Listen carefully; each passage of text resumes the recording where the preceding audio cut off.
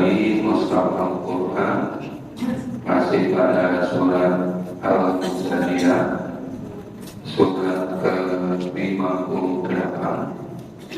Kita lanjutkan mulai ayat 14.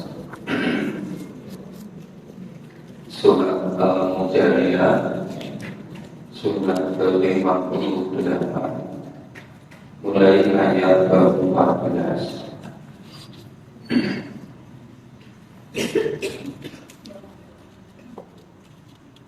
A'udzu billahi minasyaitonir rajim.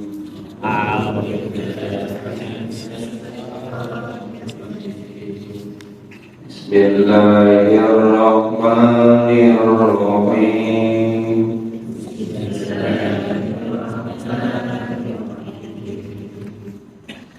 Alam tara ilal ladzina tawallaw qauman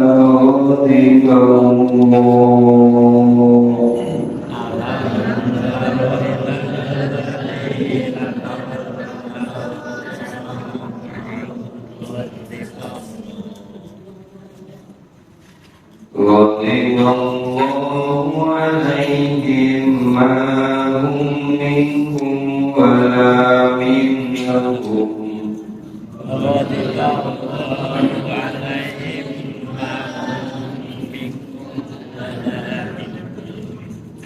wala minhum wa yahlikuna alal kadhibi wa hum ya'lamun.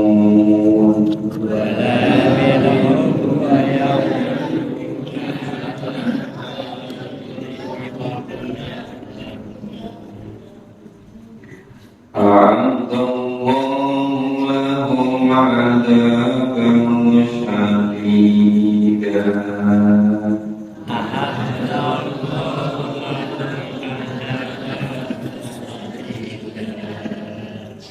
Innahum sa'a ma kanu ya'malun. Innahum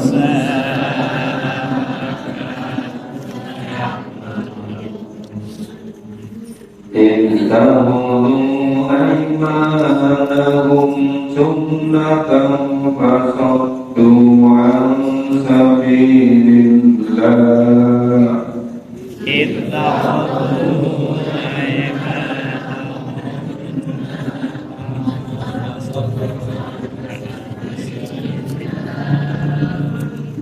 Walahum 'adzabun muhin.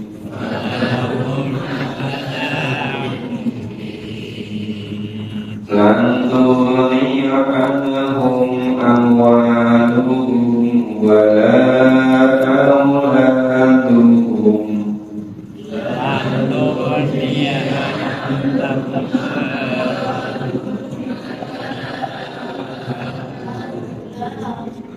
wala auladuhum minallahi syai'an.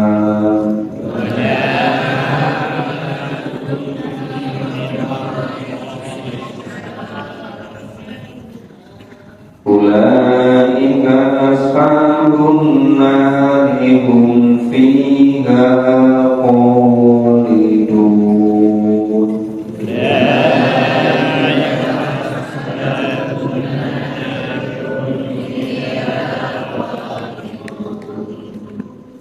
Ya, kita paham. Alam tara ila ladzina tawallaw qauman ghadiballahu alaihim. Tidakkah kamu perhatikan orang-orang yang menjadikan suatu kaum yang dimurkai Allah itu sebagai teman? Jadi ada orang-orang yang berteman dengan orang-orang yang dimurkai oleh Allah. Surat Mujadiyah ayat 14. Surat ke-58. Jadi ada orang-orang yang berteman dengan orang-orang dimurkai oleh Allah. Orang-orang itu bukan dari golongan kami, bukan dari golongan orang-orang mukmin, dan bukan pula dari golongan mereka. Nah, bukan juga dari golongan orang kafir atau orang musyrik. Dan mereka bersumpah untuk mengeluarkan kebohongan, sedang mereka mengetahui. Nah, itu siapa yang dimaksud itu? Atau lahum adzab syadida. Allah telah menyediakan bagi mereka azab yang sangat besar.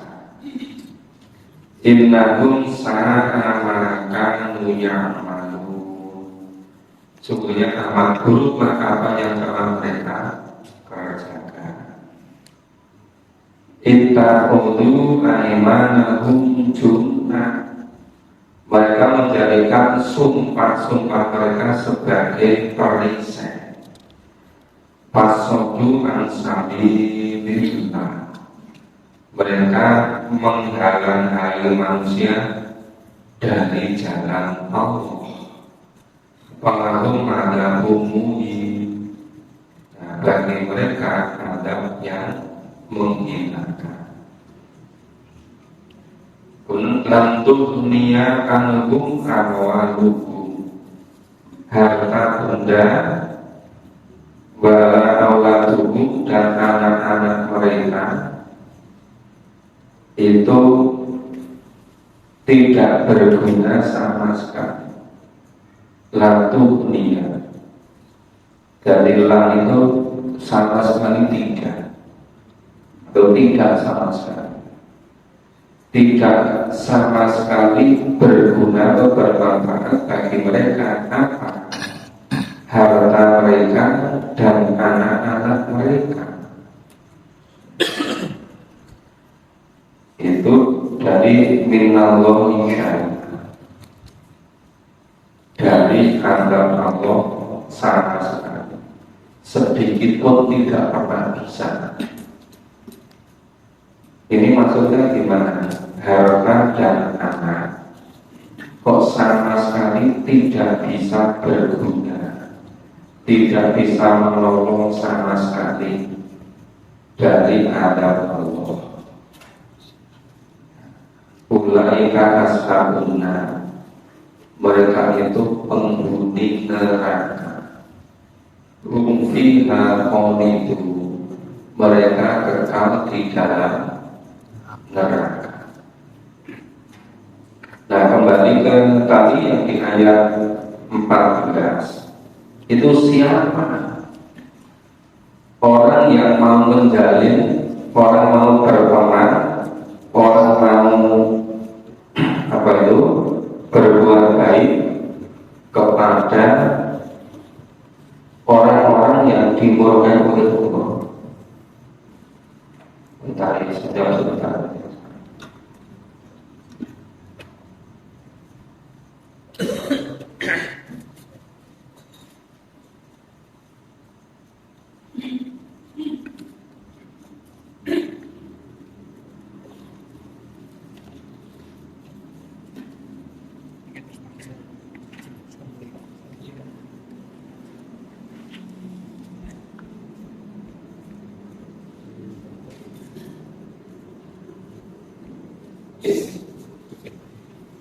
Nah, orang-orang yang dimurkai Allah itu sebetulnya orang-orang yang bukan hanya berbuat dosa, tapi orang yang merintangi dari jalan Allah, orang yang merintangi orang lain dari jalan Allah, termasuk merintangi, menghalangi orang-orang yang memahami Al-Quran. Orang yang ingin mengetahui isi Al-Quran kemudian berusaha mengamalkannya, itu orang-orang yang menghalang-halangi itu termasuk orang-orang yang dimurkai oleh Allah.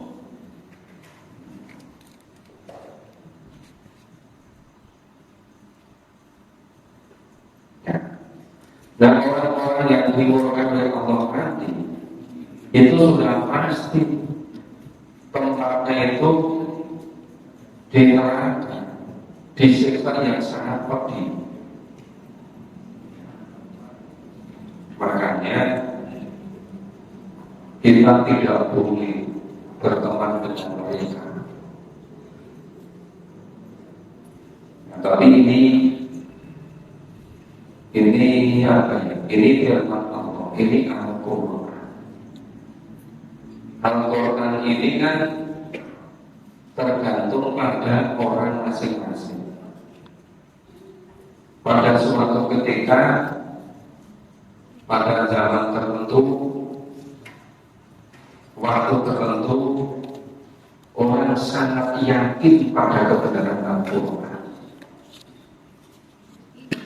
Dan bisa saja pada tempat yang lain, waktu yang lain, orang tidak percaya lagi sama kebenaran Al-Quran. Sehingga orang berdua ini tanpa mempertimbangkan Al-Quran, mau berteman dengan siapa saja,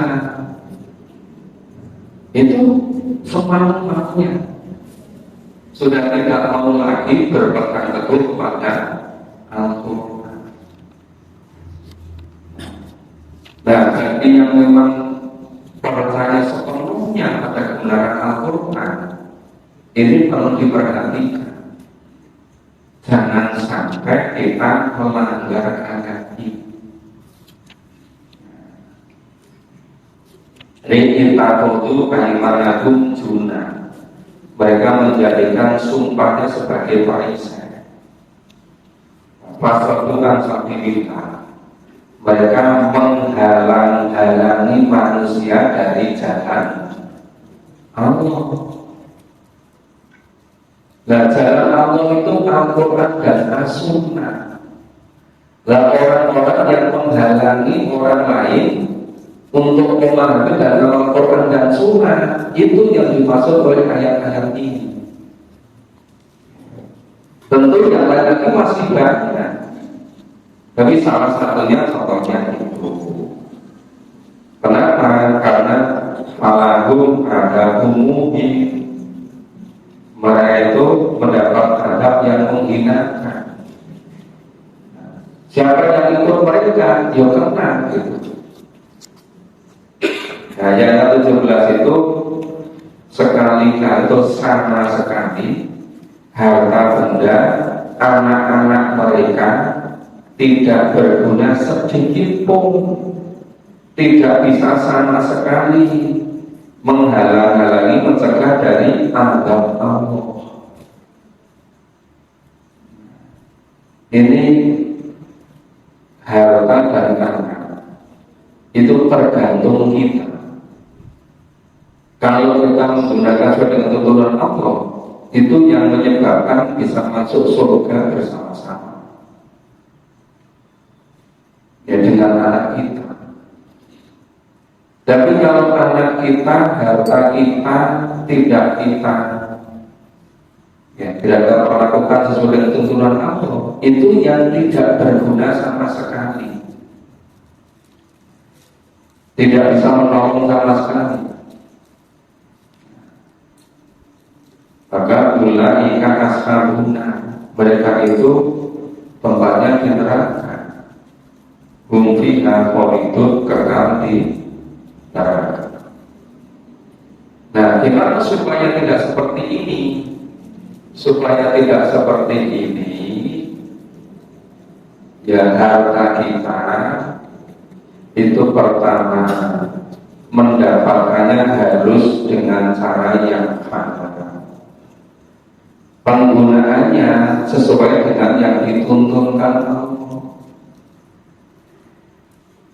Bukan hanya yang jumlah-jumlah besar, 1.000 rupiah pun 5.000 rupiah, itu tidak sesuai dengan tuntunan Allah, itu bisa menyebabkan dosa.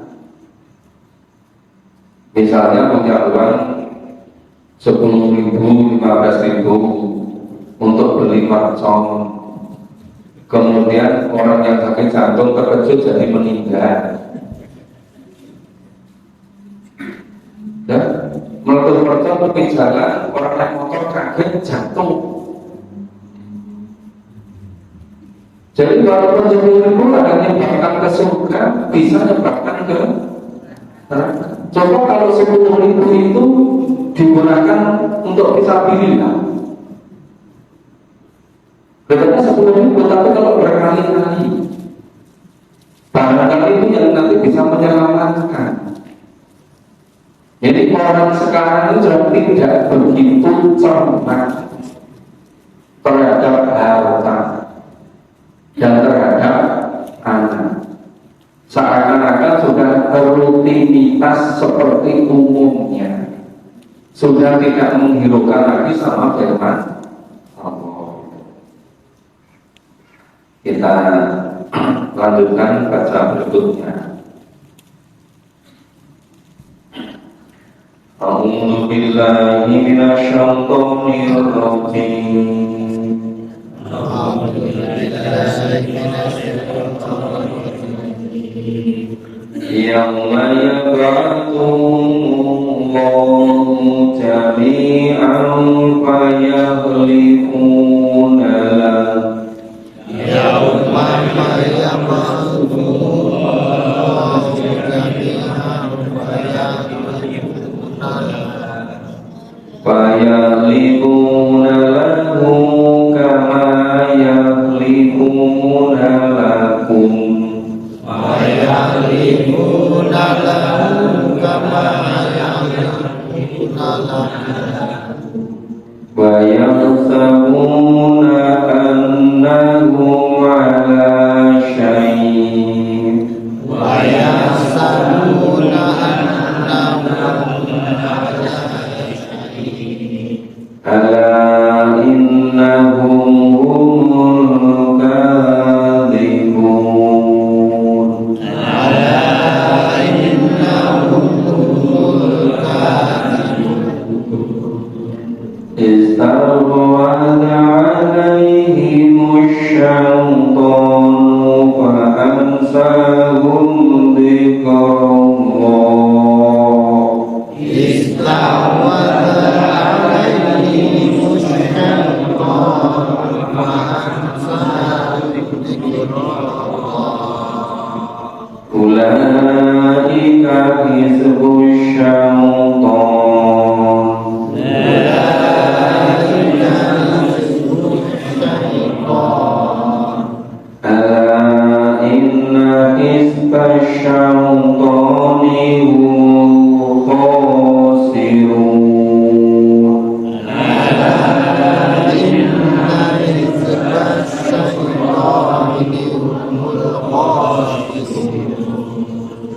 Innal ladzina yuhadduna Allaha wa rasulahu. Innal ladzina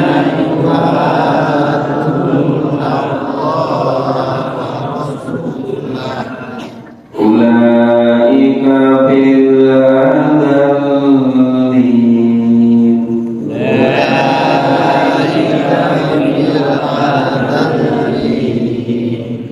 Kataballahu la aghlibanna ana wa rusuli. Kataballahu la aghlibanna ana wa rusuli. Innallaha qawiyyun aziz. Innallaha qawiyyun aziz. Kita pahami. Yauma yab'atsuhumullahu jami'an. Ingatlah hari ketika mereka semua dibangkitkan oleh Allah. Ya yab'atsuhumullah. Allah membangkitkan mereka semua. Fayahlifuna lahu kama yahlifuna lakum. Lalu mereka bersumpah kepadanya bahwa mereka bukan orang musyrik sebagaimana mereka bersumpah kepadamu. Yahsabuna annahum ala syai', mereka menyangka bahwa sesungguhnya mereka akan memperoleh suatu manfaat. Ala innahum humul kadhibun, ingatlah, ketahuilah, sadarlah, sesungguhnya mereka lah orang-orang yang dusta, mereka lah orang-orang yang kafir. Istahwada alaihi musyaitan, setan telah menguasai mereka, lalu menjadikan mereka lupa mengingat Allah. Jadi fa'ansahum dzikrallah, orang itu dilupakan dari tuntunan Allah. Orang hanya mengikuti kebanyakan orang. Kebanyakan orang hidup ini yang pokok sekolah, kuliah yang bisa mendatangkan uang banyak, yang bisa cepat mendapatkan pekerjaan dan uangnya banyak.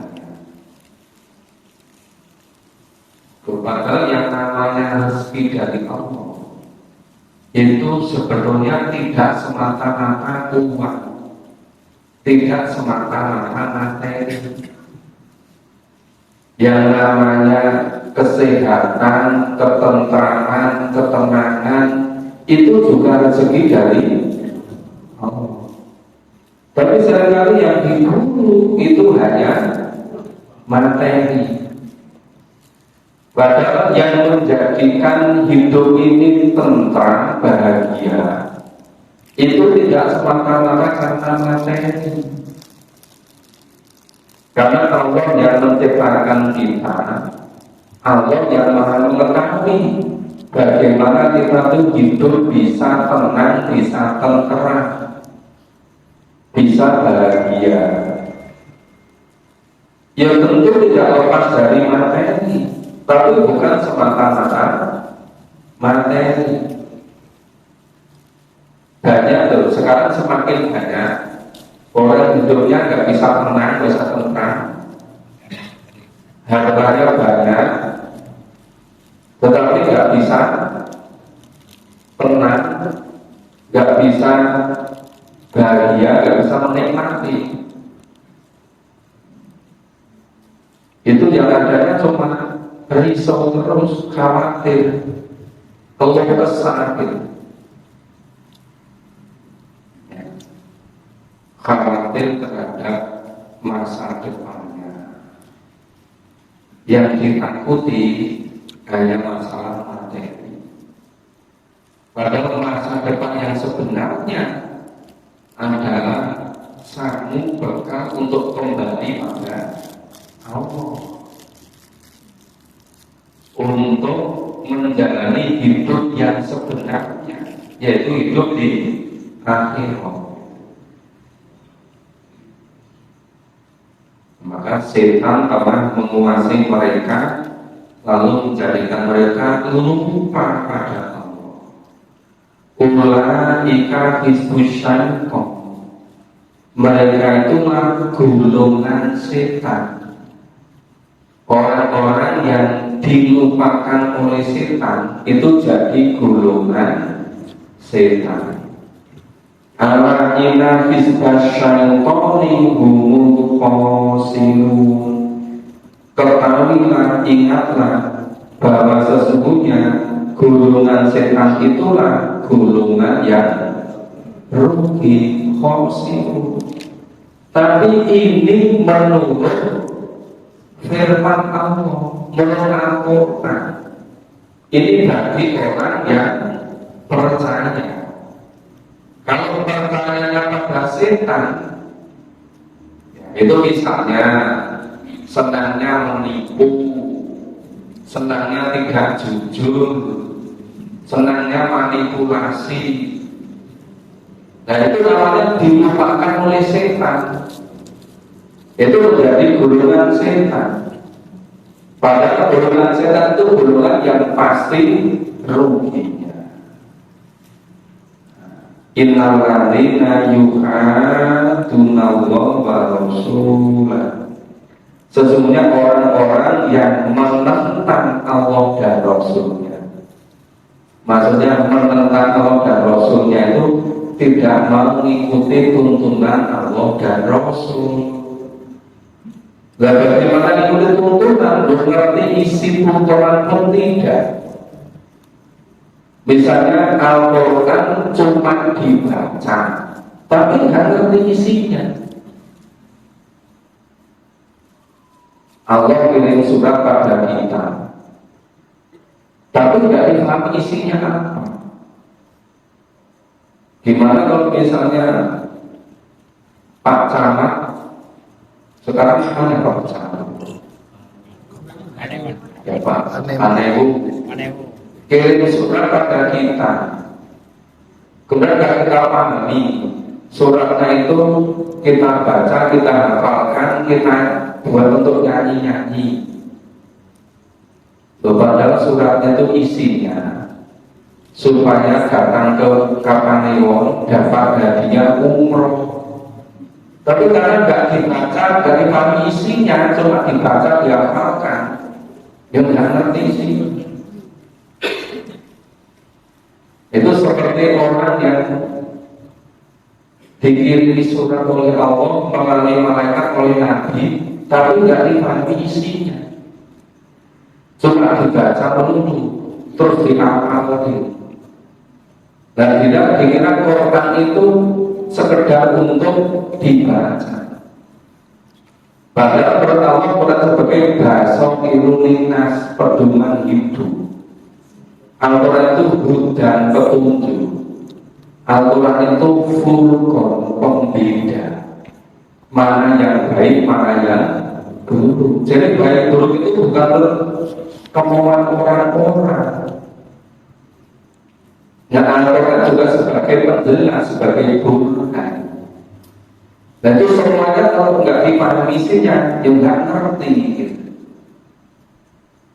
Nah, ini sehingga orang-orang yang menentang Allah dan Rasulnya, ulaika fil adzalin, mereka masuk orang-orang yang sangat hina. Nah, kenapa sangat hina? Karena hidupnya tidak mau ikuti tuntunan Allah dan Rasul. Terus kata Allah, la aghlibanna ana wa rusuli. Allah telah menetapkan, Allah telah memastikan. Jadi kata Allah itu telah mentakdirkan, telah menuliskan. Jadi kalau Allah sudah mentakdirkan, itu pasti terjadi.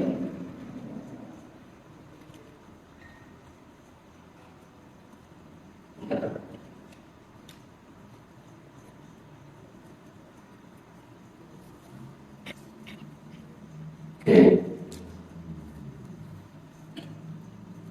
Jadi kata-kata itu artinya menetapkan. Kata Allahu la aghlibanna ana wa rusuli. Aku dan Rasulku pasti menang. Itu adalah ketetapan Allah.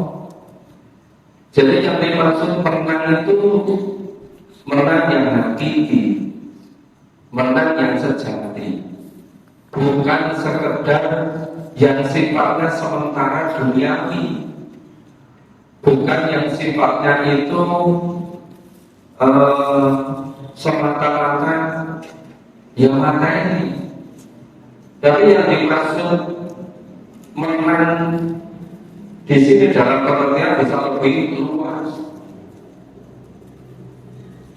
Itu kalau misalnya ada yang bertanya begini, loh, itu kan Allah dan Rasulnya pasti menang. Tapi kenapa ada Nabi, ada Rasul yang dibunuh oleh orang? Ada kan orang Yahudi mau bunuh Nabi kan? Nabi biasa dibunuh, apalagi yang orang biasa. Itu ada orang Islam yang luar biasa ibadahnya. Namanya Khalifah Umar bin Abdul Aziz, satu khalifah dari Bani Umayyah.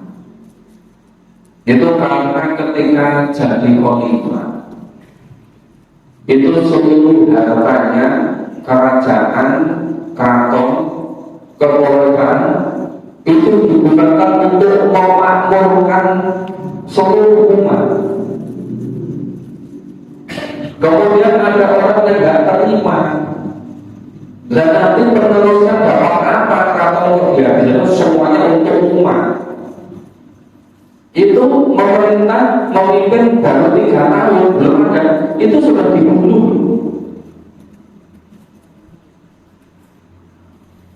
Jadi Allah berfirman, Allah akan meletakkan, Allah itu pasti menang. Ya. Nah, orang-orang yang semacam itu, walaupun dohirnya terbunuh, mereka itu langsung ditempatkan di sisi Allah, di tempat yang sangat mulia. Kalau di ayat yang lain disebutkan, kamu kira mereka itu mati, padahal mereka itu hidup di sisi Allah. Mereka dimuliakan oleh Allah. Bandingkan dengan orang-orang yang tidak punya keyakinan, yang tidak punya keimanan. Itu yang ditakuti bukan Allah. Yang ditakuti bukan bagaimana pertanggungjawaban, bagaimana itu besok di akhirat. Tapi cuma sekedar pertimbangan dunia ini yang sangat sebentar ini. Berbeda sekali ya. Jadi disebut dengan kata Allah la al-ghalibanna ana batusbi. Innallaha qawiyyun aziz. Sesungguhnya Allah Maha Kuat lagi Maha Perkasa. Masih satu ayat kita selesaikan. Jadi ini ayat yang terakhir ini agak panjang. Kita selesaikan. A'udzu billahi minasy syaithanir rajim. A'udzu billahi minasy syaithanir rajim. La tansitu qauman yu'minuna billahi wal yawmil akhir.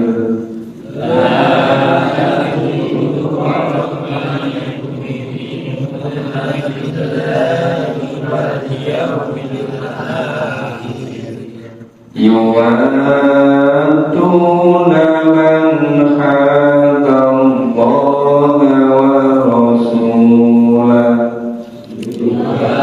Yuwadduna man hadallaha wa rasulahu. Walau kanu aba'ahum aw abna'ahum. Walau kanu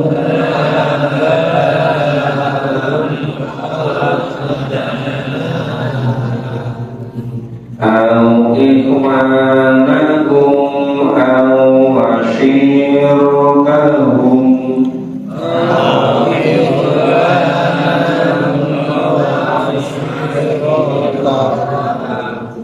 Ulaika kataba fi qulubihim.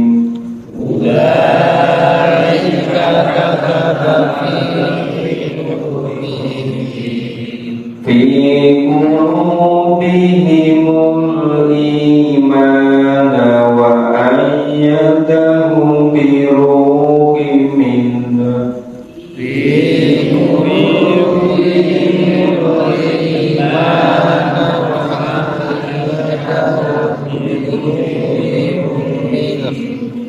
wa yudkhiluhum jannatin tajri min tahtihal anhar wa yudkhiluhum jannatin tajri min tahtihal anhar min tahtihal anhar khalidina fiha min tahtihal anhar khalidina fiha radhiyallahu anhum wa radu anhu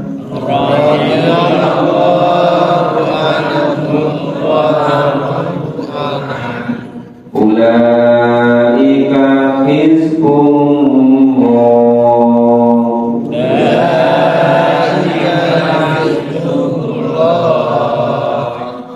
ala inna hizballahi humul muflihun ala inna hizballahi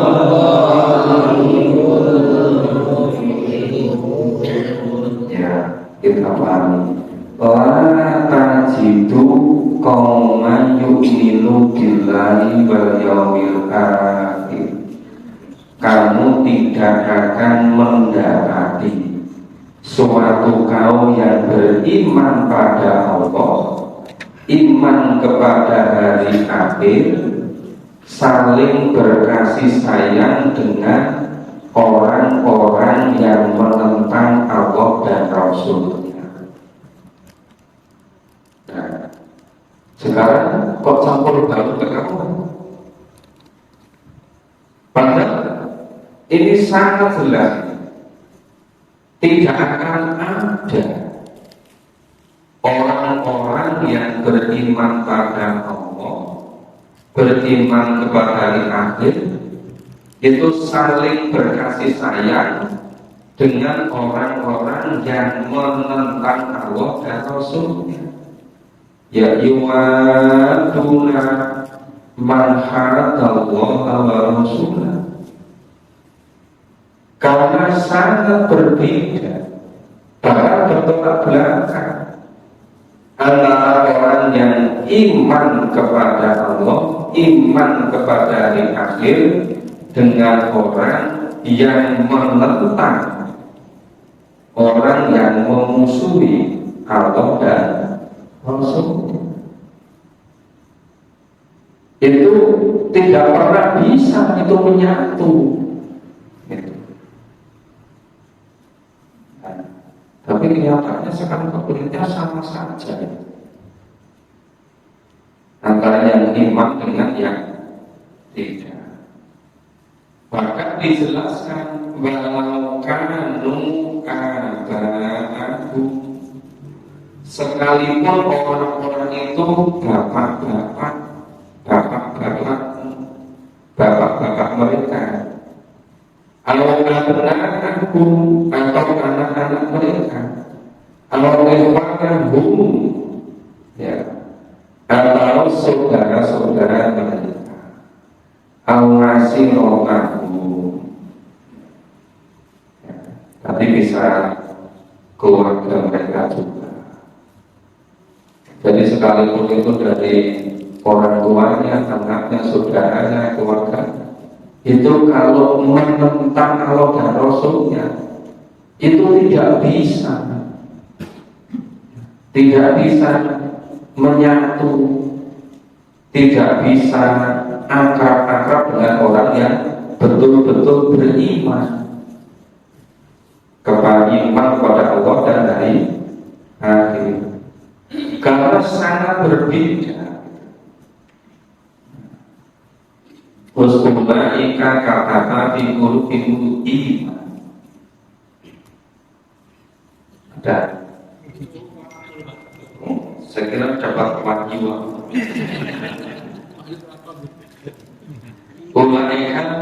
Mereka itulah orang-orang yang Allah telah menanamkan keimanan di dalam hati mereka. Ditambah lagi wa ayyadahum biruhimi, dan mereka juga dikuatkan oleh Allah dengan pertolongan Allah. Berbayut ilhum jannah, karena Allah memasukkannya ke dalam surga yang sudah itu tajri minta tiharan, yang di surga itu mengalir di bawahnya sungai-sungai, mereka kekal di dalamnya. Tadi ini menunjukkan bahwa orang-orang yang iman kepada Allah itu Allah telah menanamkan keimanan dalam hati mereka, dan Allah menguatkan mereka dengan pertolongan yang datang daripada Allah. Nah, pertolongan itu apa? Pertolongan itu bisa berupa kemauan yang sungguh-sungguh, bisa berupa kebersihan hati, bisa juga spirit, kekuatan hati, bisa juga keteguhan pendirian. Nah, itu semua Allah menguatkan dengan cara itu.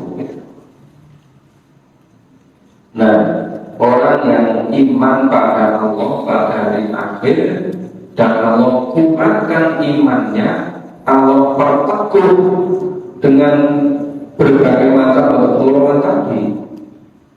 Nah, mereka itu sediakan tempatnya di surga. Di surga malah di bawah sungai-sungai, mereka kekal dalam surga.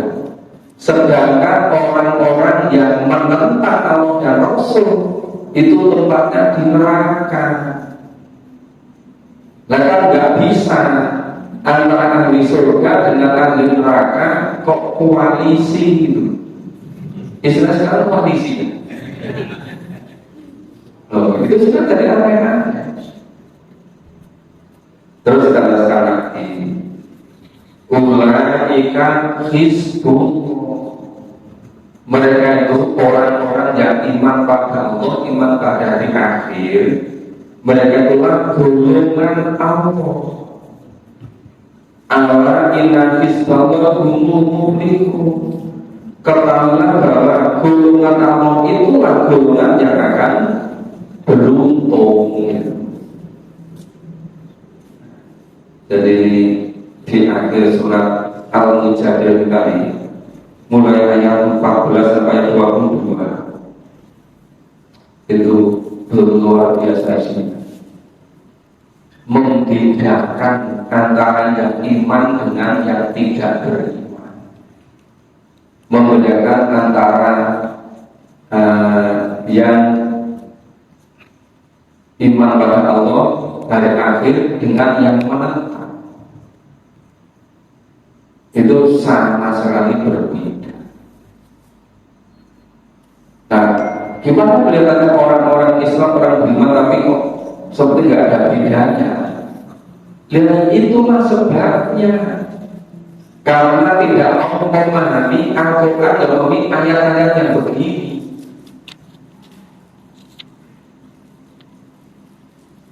Beberapa hari saya ditugasi untuk salah satunya membuat pedoman,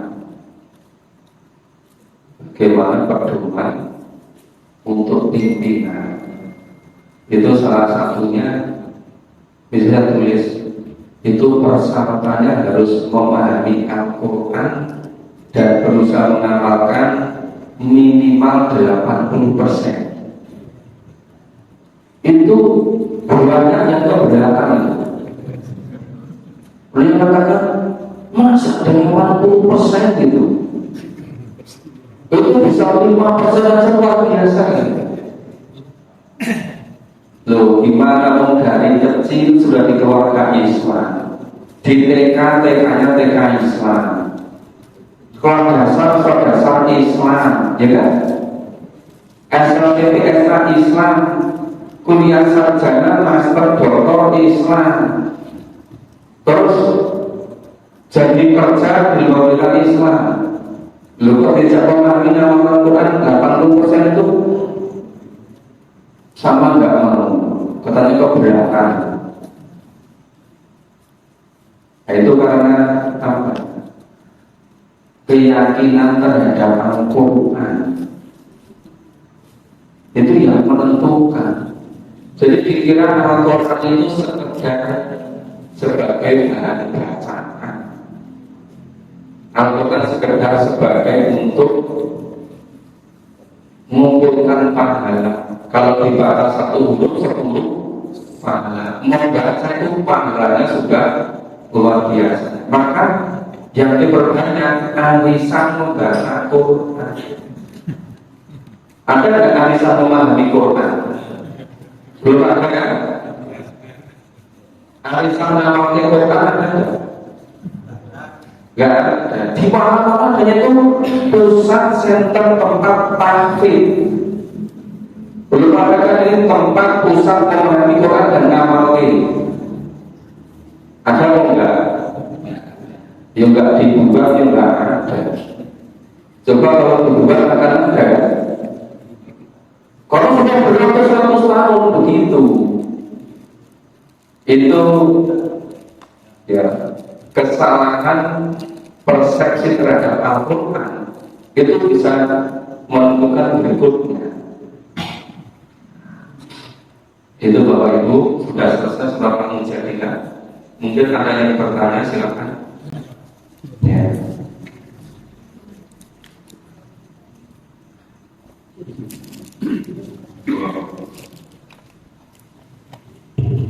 Assalamualaikum warahmatullahi wabarakatuh. Waalaikumsalam. Pertanyaan mungkin tidak berkaitan dengan kajian dengan ini, tapi mohon dijelaskan ini tentang perbedaan atau keterangan tentang infak, sedekah dan zakat.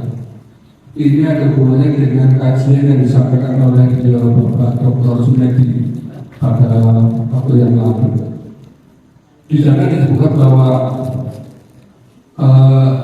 orang yang tidak akan masuk surga kalau tidak menginfakkan hartanya untuk kepentingan fisabilillah. Nah, sedangkan dalam yang kita tahu itu yang diwajibkan untuk mengeluarkan itu adalah zakat. Nah, jadi yang di sini yang harus dikeluarkan itu zakat. Yang dikatakan itu kan ada wajib ya, zakat fitrah dan zakat mal itu kan yang wajib.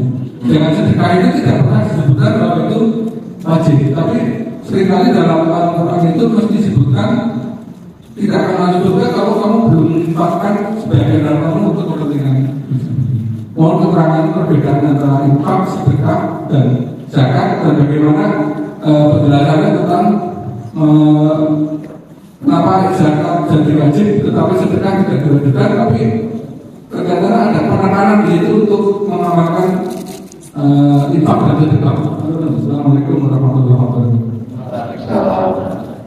Itu kan ada pengertian menurut bahasa, ada pengertian menurut istilah, ada pengertian menurut hukum, ada pengertian menurut yang hakiki.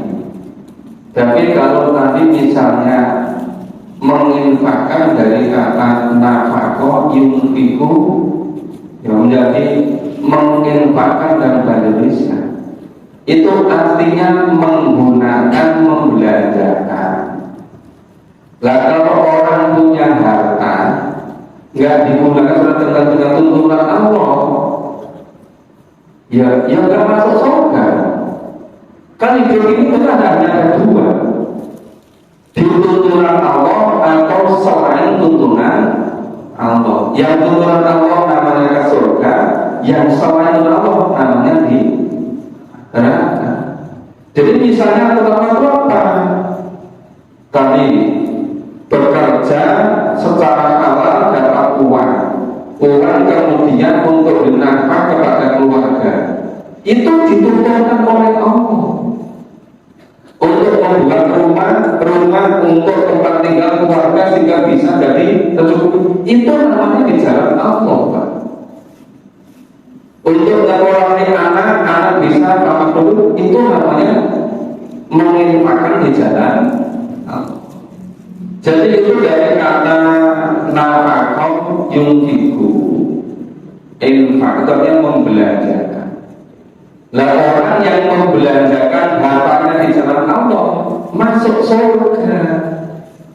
Tapi sebaliknya kalau belum membelanjakan hartanya tidak sesuai dengan jalan Allah, ya nggak di surga. Jadi memahaminya itu tadi dari asal kata kemudian kita maknai lebih luas. Jadi yang dimaksud dengan fisabilillah itu seluruh yang dituntunkan oleh Allah dan Rasul gitu. Termasuk untuk beli mobil, kalau mobilnya digunakan seperti Allah, itu masuk fisabilillah. Ya kalau zakat kan tadi misalnya pakai aturan-aturan tertentu, pakai kalau dari kata zakat itu kan artinya membersihkan, mensucikan. Ya, ada zakat mal, ada zakat fitrah, ada zakat penghasilan. Makanya kalau saya itu sering ajak-ajak begini, buat daripada kita itu ragu, kita itu kan hidup ini sudah lama, sudah bisa memperkirakan kira-kira 1 bulan itu penghasilannya berapa. Udah kita keluarkan aja paling awal gitu, biar bersih dulu gitu. Mungkin kalau pegawai negeri itu mudah banget. Kalau pegawai luar negeri itu agak susah. Mungkin pintu rezekinya banyak gitu. Tapi kan bisa diperkirakan itu, misalnya kalau 1 bulan penghasilan misalnya 30 atau 40 50 juta. Cuma misalnya gitu loh. Masalah terlalu 100 juta enggak apa-apa cuma misalnya. 5 juta aja. Itu kalau misalnya penghasilannya 30 juta 1 bulan. Kalau misalnya memasukkan diri sendiri 2,5% atau 3%, sudah dikeluarkan saja 1,5 juta atau 2 juta di awal. Itu kita lebih selamat insya Allah, lebih barokah ini. Daripada Jakarta perasaan dikumpulnya nanti biasa tuh orang kok kelihatan oke yang beriman ini nggak jadi di Jakarta kan? Padahal saat dikeluarkan dulu di depan, insya Allah sudah mengantarkan ke surga. Tapi ini betul-betul nggak mudah loh. Itu seandainya kita tuh paham Quran, betul-betul itu, insya Allah itu makmur semua gitu, tercukupi semua. Itu Umar bin Abdul Aziz memimpin nggak sampai 3 tahun loh. Itu makmur kabeh. Malah dari keluarga keluarga nggak terima. Nanti kalau semuanya untuk terima, terus itu bagiannya apa? Dari mana nanti kita dihabiskan, nggak dibunuh dia. Nah, karena berbeda persepsi keyakinan terhadap kehidupan ini. Jadi kembali ke tadi, saya memahami yang namanya infak. Itu dari kata nafkah itu membelanjakan. Orang membelanjakan harta itu hanya ada 2. Dibelanjakan sesuai dengan Allah atau tidak. Sesuai dengan Allah namanya ke surga, yang sesuai yang sebaliknya. Kan gitu Pak. Tapi kalau zakat tadi itu sudah sangat jelas. Makanya dari pelaku kita lebih baik dilebihkan saja. kembalinya semuanya pada diri sendiri. Terus tadi kalau ada lagi sodako, ya kalau sodik itu membenarkan, kalau sodikun itu yang mensodakokan, itu biasanya sebagai bukti bahwa dia itu membenarkan, dia mengeluarkan. Kenapa ada sahabat dikasih nama Abu Bakar As-Siddiq? Awal-awalnya dia betul-betul membenarkan, meyakini Nabi Muhammad sebagai utusan Allah. Apapun yang dari Nabi pasti dia percaya. Nah, bukti kepercayaannya ketika Rasulullah perlu untuk persiapan fisabilillah, Abu Bakar yang seluruh miliknya disediakan. Dan ditanya, lalu keluarga mana? Ya, sudah disiapkan Allah dan Rasulnya. Jadi kalau katanya hampir sama, tapi maknanya dia berbeda berkelanjutan. Yang sehebat Umar bin Khattab gagah, perkasa, tegas itu, tapi ketika menerangkan keseluruhannya oleh Rasulullah diterima 50%. Yang ngerti persis itu Rasulullah itu. Lu gak bisa tanya, ya Rasulullah, kenapa kalau Abu Bakar diterima semua, kalau Umar hanya separuh? Itu Rasulullah itu yang ngerti, gitu kan? Makanya kenapa Rasulullah Bapak yang dipilih jadi khalifah Abu Bakar? Iya kan? Nah itu semuanya ada hubungannya. Sampai di sini Bapak Ibu, saya masih ada bekerja banyak cukup banyak. Ya boleh diteleponi, boleh di WA. Mungkin karena pentingnya, dan kami berusaha untuk istiqomah. Semoga surat Mujadilah betul-betul bisa kita pahami, syukur betul-betul kita yakini kebenarannya. Nah, paling tidak ada proses mempengaruhi keyakinan kita. Semakin kita sering memahami, insya Allah semakin kita bertambah kuat iman. Amin. Mohon maaf kalau ada kurang dan salahnya. Assalamualaikum warahmatullahi wabarakatuh.